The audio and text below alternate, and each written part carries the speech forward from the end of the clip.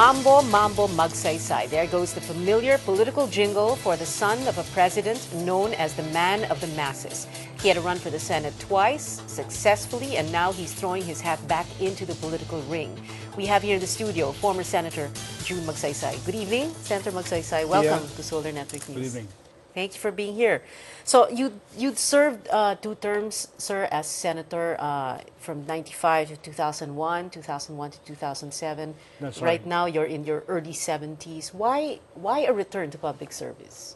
When I left 2007, went to the farm, literally, and decided that it's a new approach to a good life.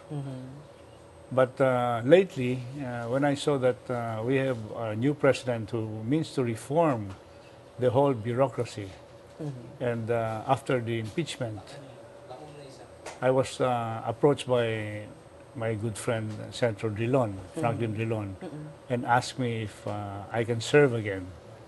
So I said I've not been there for 5 years. Very relaxed, being retired from politics and doing other useful things like the old business of cable TV and broadband that we've been for over 40 years. We just started a farm, dairy farm in Bay Laguna 4 years ago, still growing. And lately, as chairman of the oil mills group, meaning the copra industry, with Senator Bobby Tañada, I've been going around the country inspecting the oil mills in Davao, Iligan, Batangas City, and San Pablo. So I'm quite busy in the private sector, but sometimes duty calls. Well, you mentioned, sir, that it was right after the impeachment. What was it about the impeachment or the vote that made you decide that you would return? This is a rare moment that we have a leader who put in a lot of his political capital to start cleaning up basically the justice system. And I felt that if I were asked to serve again, to help him out, to help out the administration, to continue the cleanup, then it will be a pleasure. It's like a duty of every citizen, when asked to serve again, to do his best to do so. Was part of your decision tinged by, I suppose, frustration about what happened when you were still investigating the fertilizer fund scam when you were senator? You have hit the nail on its head. The fertilizer fund scam was one of those events that made me suffer a lot emotionally on the basis of you have already finished the report. It was approved by the whole Senate in plenary, 19 senators signing. And, well, the Ombudsman just sat on it for 5 years. So it's hard. You start something and there's no conclusion. Okay, you're just left hanging. Yeah, you're left hanging. They just sweep it under the carpet. And right now, how do you feel about the way the investigation is going, the pace of the investigation? Of the fertilizer fund scam? Actually, the investigation part is complete.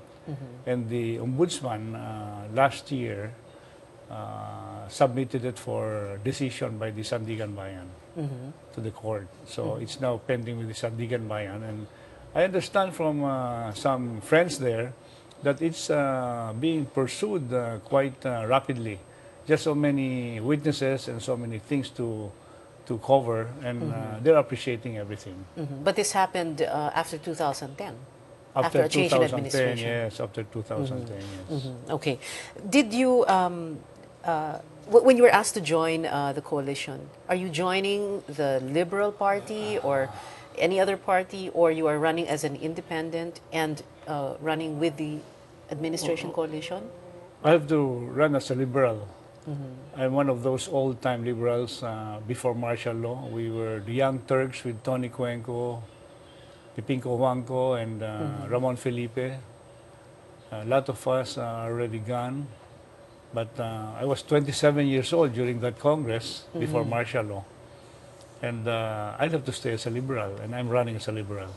Are you in the habit, sir, of looking for parallels between your father's administration, his policies, his programs, and the administrations of, well, the incumbent and or past Yes, presidents? that's a very good point because any administration, for that matter, will always address the basic issues of number one, peace and order. Number two, agricultural productivity and livelihood, poverty, productivity, and lately being part of the World Trade Organization or WTO, our productivity and competitiveness as a society. What advocacies will you champion, Senator, if you I would like to concentrate on agricultural advocacies because it's important that we show our fellow Filipinos that they don't have to come to the cities and live like squatters when there's so much potential in the provinces. Basically, we're looking at food as agriculture as food. And the other countries have learned to develop their desire for freshness.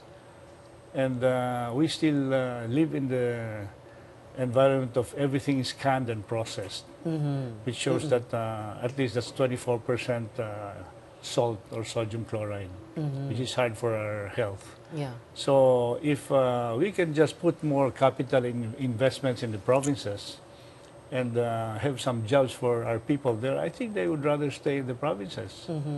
With the highway system that we have built all these past 30 years, it will be very easy to get to Nueva Ecija or go to Quezon province within 1 hour, or Santo Tomas, Batangas, and it's easy.